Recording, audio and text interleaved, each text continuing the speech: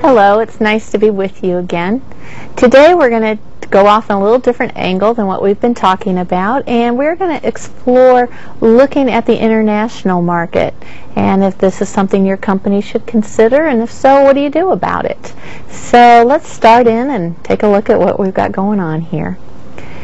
Today we hear constantly about how we are involved in a global world, and what happens here affects countries and people all over the globe, and what happens there affects us as well.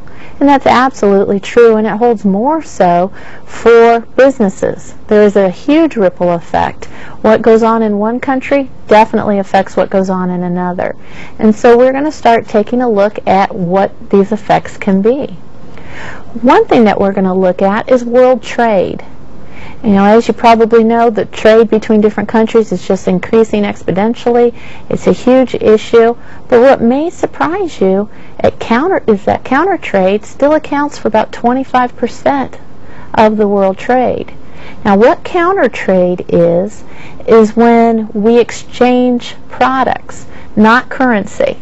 So instead of paying with cash for a product, we'll go with different governments or different communities and exchange a product for another product. This goes back to the old barter systems that we used to use before the countries became industrialized. You know, where I would share my wheat with you if you'd share your chicken with me.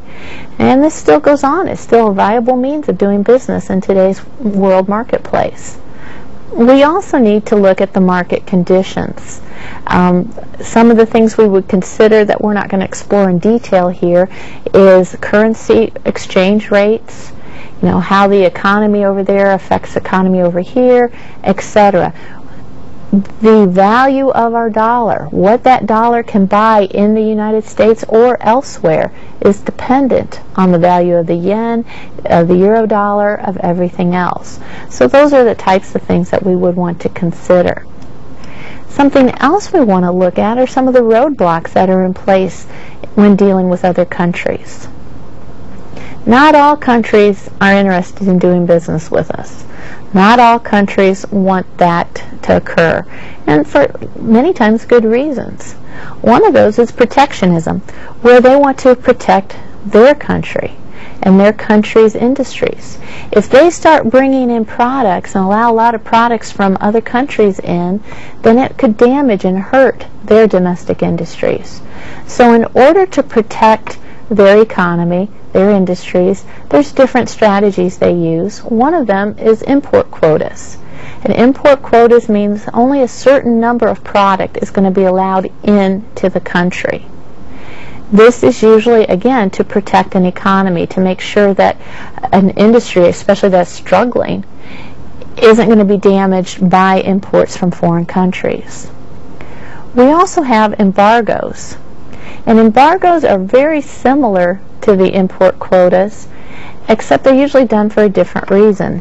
Embargoes don't limit the amount of product coming in. They don't allow the product, usually from a specific country. For example, we don't allow products, the U.S. does not allow products in from Cuba. Okay? These embargoes are usually not to protect domestic industry. Embargoes are usually more of a political issue. It may have to do with human rights, it may have to do with a number of things, but it's more of a political decision rather than an economic one. Tariffs is a term that you may be familiar with. We kind of look at tariffs as being a type of tax, but it's the amount of money that is charged to bring your product in. So in other words, if you want to bring a product into my country, I may charge you a tariff. It's an extra fee that you need to pay in order to do that. Tariffs are definitely a barrier. However, there's also something called non-tariff barriers. And non-tariff barriers might be, for example, very strict product specifications. For example, if you want to bring your product into my country, it can only be made a certain way. and it has to have certain things about it. That doesn't sound too bad, right? Well, the problem is they don't always have to tell you what those specifications are. And I've heard of companies who've had to submit products for approval 10, 15, once even 32 times before it was finally allowed in, because all they would hear back is, no, it does not meet our specifications. But nobody ever explained what those specifications were. Okay, GATT stands for General Agreement on Tariffs and Trade. Okay, General Agreement on Tariffs and Trade. Now, this agreement has been around for a long, long time, has many member countries, and it gives some guidances on doing international business. It kind of sets what kind of tariffs are appropriate, you know, what's too much, what's allowed, what's a good amount. And it also puts some trade restrictions.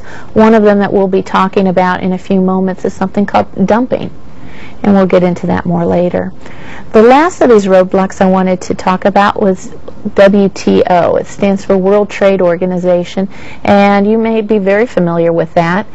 There's been a number of times the World Trade Organization has been in the news. It can be a very controversial organization. But the purpose of the organization is to be like a referee.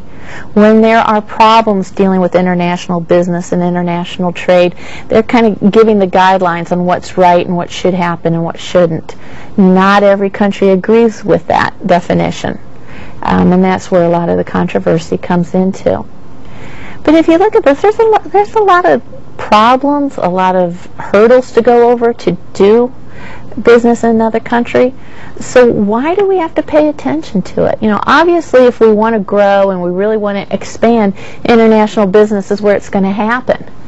Okay? Because most industries in the United States are saturated. There's not a lot of growth opportunities out there. So if you want substantial growth, you're probably going to have to go international. But what if you say, you know what, I'm going to retire in a few years. I want to open my own little bookstore on the corner somewhere and just retire, and I'm not interested in making huge profits or expanding internationally or anything like that. Why should I care about this? Well, in terms of daily monitoring, you probably don't have to. But you still need to keep current, because your competitors are going to have international ties. Your suppliers are going to have international ties. Your customers are going to request things that will require some international dialogues going on. It's almost impossible to find any type of business where there's not some international connection, even if it's not doing direct business with another country. Okay, so let's start looking at the environment and the different economic communities that are out there. There are many economic communities. We're going to talk about some of the most well-known. The first, of course, is the European Union, the EU. And since I don't know when you're viewing this tape, I don't know how many member unions or member countries there are. At the time of this taping, I believe we were up at 20. The goal of the European Union was to get rid of the barriers to trade between the member countries, going with a common currency, common paperwork, trying to standardize as much as possible so that trade can exist more freely between those member countries. Now, the barriers are still high around the union, so getting in to do business with them is still challenging. But for the member countries, there's a definite benefit there. One that the United States is involved in is the North American Free Trade Agreement, better known as NAFTA. NAFTA has 3 member countries: the United States, Canada, and Mexico. It was not fully implemented by the due date, and it still is not. It was the first agreement that contained provisions for protecting the environment. No other trade agreement had conducted that before. So while it's a very worthy and a good goal, it's been very hard to implement. Okay, there's a lot of problems and a lot of controversies with doing this. Some of the controversy is the worry that American jobs are going to go to Mexico. because the labor's cheaper there. Okay, that may pan out to be true or not. In some industries it seems to have more of an effect than others. But another type of problem, for example, that came about that was totally unexpected, was the fact that by lessening the requirements at the border and allowing more trade, Mexican trucks would come across the border ready to go, no problem, and then they'd have to stop because the trucks from Mexico did not meet our EPA guidelines. And according towards our provision for protecting the environment, they need to do that. And so we had a lot of distribution issues here. The trucks can come in, but they can't go anywhere. And these were the kinds of problems that we're running across in implementing NAFTA to its full degree. Now, one that you may or may not be familiar with is one that's actually in the development stage. Again, there's quite a bit of controversy involved. It's called the Free Trade Area of the Americas. And it's all the American countries, North, Central, and South America. And the controversy really rises around the fact that the United States is going to be a superpower in there, and our wealth and everything is going to give us more say as opposed to equal say among all the member countries. There's a lot more specific issues that you're free to look up at your leisure. Okay, now let's go and look at the environments. We discussed environments last time. We're just going to look at some of the international implications of the environment.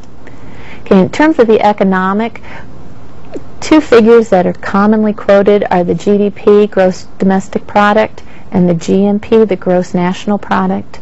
And these are good figures to give you an idea of what's going on in a country, but they're not specific enough for marketing purposes. They're an overall figure, and they don't tell you much about the distribution of income. They don't tell you if this country has a very small but very, very rich upper class, no middle class, and then a large lower class or poor group. It doesn't tell you if there is a huge middle class. It doesn't give you an idea for the actual people and the distribution of that wealth. Okay. So what we tend to look at more in making our strategy is the economic infrastructure. We want to look at things such as the distribution systems that are in place, the transportation systems, and the communication systems. As Americans, we have gotten to the point where we rely on these. We take these for granted. And usually when we talk about technology, we think, do they have the computers we need? Do they have access to the internet like we need?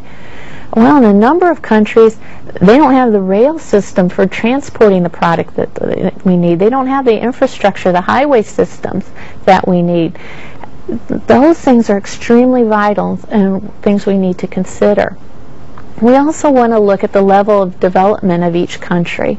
Again, this is discussed in your textbook, so we're not going to spend a lot of time on it. But we need to look at the country. Is it a developing country, least developed country? Is it already a developed country? And the reason it's important to look at this is it tells you what kind of products they need and they're looking for. Are they more agricultural based? Are they more service based? It kind of gives us a feel for that. But it also tells us more about their standard of living, what their expectations are, what kind of quality they want. Now I want to make a comment about that, about quality. We assume, being Americans, that the highest quality is usually the best. But that's not always the case. People don't always want high quality. They would rather have a lower but safe quality if it means a lot lower in price. So this is one of the things we have to look at. Can we still give them something that will satisfy their needs at a price they can afford? And that's part of the standard of living. Looking at the political and legal environment can be very tricky because this is going to change immensely with the different administrations in office in the United States and in the various countries. Just a couple things to point out, though, is one risk we want to find out if it really exists, if it's something we need to consider, is are we at risk for nationalization or expropriation? Now what this means is the government of a country takes over any facilities within their borders. In the case of nationalization, they will pay the company for that facility. Now, they're not going to pay it what it's worth. That's just not going to happen. But they will give them some reimbursement for it. But they take it over. They say, it's in our borders, it's ours, we now own it. With expropriation, there is no reimbursement. They say, it's ours, we take it over, go away. We're not giving you a penny. Now, in today's society, in doing so would probably be considered an act of war.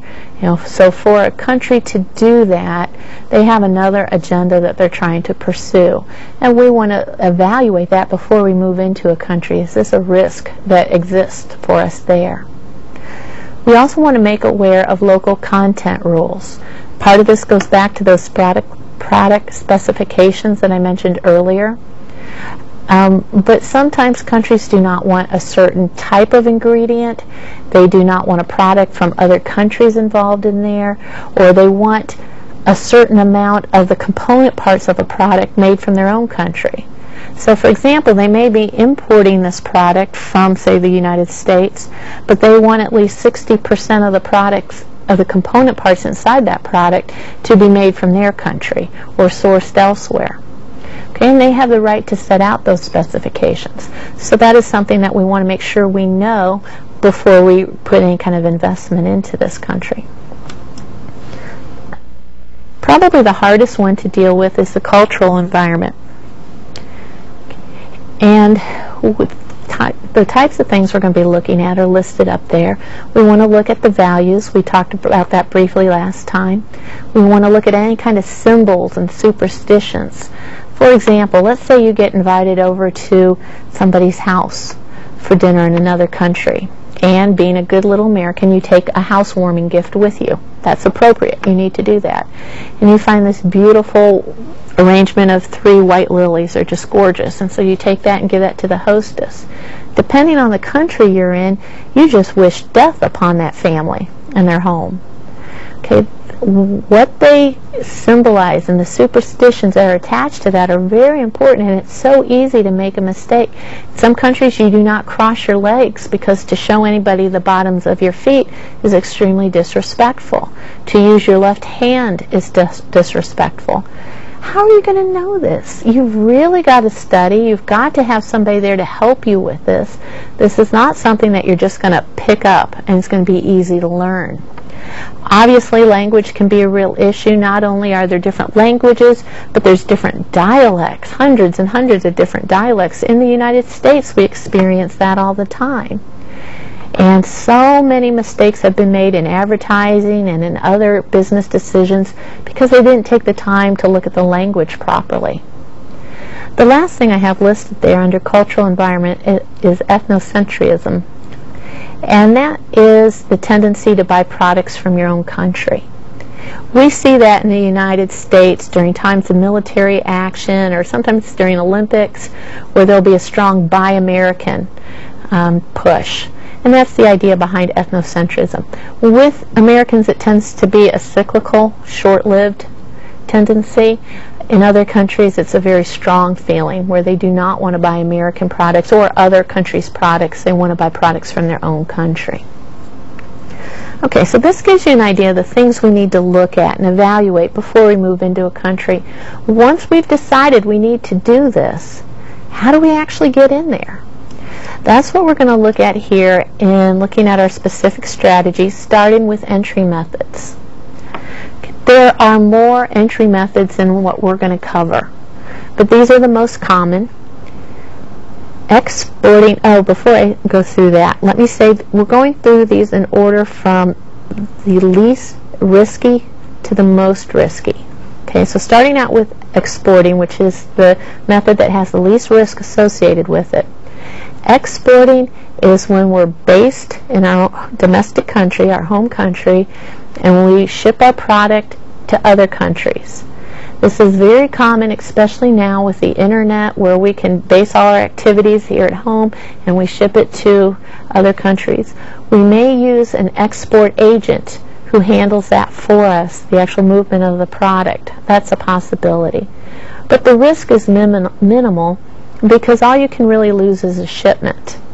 There's not going to be any long-term consequences. You may not have the benefits that you do with some of these other methods, though. You may have missed opportunities, because when you're exporting only, you usually don't tailor your strategy, your product, your promotions to a specific region. And therefore, you might be missing out on some really significant opportunity. Our second entry method is contractual agreements. This means we have a contract with other companies, and I have some methods listed there. Licensing and franchising are very similar. Licensing is when we contract the right for other companies to use our name. For example, we may start up a Napa store. Okay. Well, we are licensing out our name. We're allowing other companies to use it. Franchising is very similar, but it's more comprehensive. Franchising means not only are we selling our name, but we're also allowing you to use our resources, our method of operations. When you see restaurants, for example, expanding internationally, many times it's through franchising. They'll get a local partner there who signs a contract, usually long-term, 20, 30 years, and says, okay, we are going to take the Kentucky Fried Chicken from U.S. and we're going to open it in this country instead. And that's a real good way for companies to expand internationally, because number one, it allows them to do it fast without a lot of investment on their part. But two, the franchisee, the one who's buying the franchise and opening the store in the other country, has the advantage of being from that country usually. They're able to make the cultural adaptations that are necessary and the product changes that are necessary to make that product a success. Okay, a joint venture is when two companies join together and form a third company. And this is a very common means of going international. It's especially a good way for American companies to go into the EU, European Union. We'd like to take advantage of that EU, but we're on the outside. We're outside that barrier. However, if we join together with a company from a member country, we can take advantage of some of those opportunities. Now, a strategic alliance is a joint venture. It's the same thing, except the two companies involved in a strategic alliance are normally competitors. For example, two car manufacturers might join together to make a new model. That would be a strategic alliance. The final entry method is the direct investment. And direct investment means we are taking our money and we are opening our own plant, our own store. It's all owned by us. We're not sharing it with anybody. We own it, we run it, it's all ours. There is a lot of risk involved with that, but we don't have to share the payoff with anybody. It is our profit to make as well. Okay, so those are the entry methods. The last level, or last types of decision we're going to look at is the marketing decisions. We've kind of set up the situation. Now what do we do about it? What kind of thoughts do we need to make? Well, let's look at the marketing mix. One of the decisions we'll have to make before we get into the specific areas of the 4 Ps is, do we want to go with a standardization strategy or a localization? With a standardization strategy, we're going to use basically the same strategy in all countries that we operate. We will have to make some adaptations. Obviously, language would be one of them, but the same basic strategy is going to be used everywhere. This is also called a globalization strategy many times. In a strategy that is more localized, we will come up with a unique strategy for each of the target markets. If you have a company that is so large it's basically everywhere in the world, that's going to be pretty hard to do. Okay. For example, Coca-Cola uses a standardized strategy. It makes its modifications as it needs to, but it uses one basic strategy. Okay, so now let's take a look at those 4 Ps. The product decisions we're going to be making is looking at the product that we're offering and seeing, does it fit that culture? For example, an air conditioner company was going into Japan. The product was good, the people liked the product, no problem. But what they found out is the fans were too big and noisy for the Japanese people, where people live in closer proximity to each other, and so they hear the neighbor's air conditioner a lot more than we do. And so they had to redesign the fan so that it would fit that culture. In pricing decisions, we have a couple areas that we need to look at. One is called something called a gray market. A gray market is not illegal. But what a gray market is when unauthorized dealers are selling a product. Okay, unauthorized dealers. This is one way that prices are cut to the customer's advantage, but not to the company's advantage. For example, IBM may sell their product through authorized dealers. However, somebody in one country may buy it by a large quantity, and they get this big discount, and then they turn around and sell it to other people at a lower price than the authorized dealers. They're not authorized to sell it. They're not supposed to sell it. However, this happens pretty often. It's not uncommon by any means, and again, it's called the gray market. The other thing I wanted to refer to is dumping, and I mentioned this earlier when we were talking about GATT and WTO. Dumping is when you sell a product at a lower price in a foreign country than you do at home. And why this may be an advantage, you think, to the people who live in that other country, you know, here they are getting this great product, hopefully, at a lower price. The downside to that is if you're selling it at this lower price, you're probably undercutting their domestic industry and damaging their economy. So dumping is something that is illegal, and there are huge penalties if it is discovered. In terms of distribution, again, you have to look at the culture. There are some countries, Italy, for example, Germany, who are very restrictive as to what type of companies can come in, how big they can be, who can own them.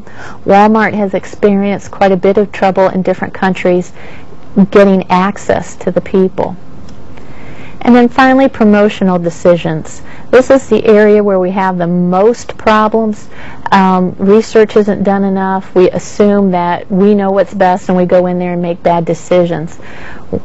There are tons of examples out there, tons. But one example, which I think is a classic, Gerber baby food.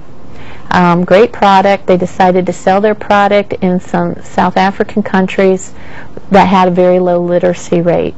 They took the product as is and put it on the shelves and had real problems. Why?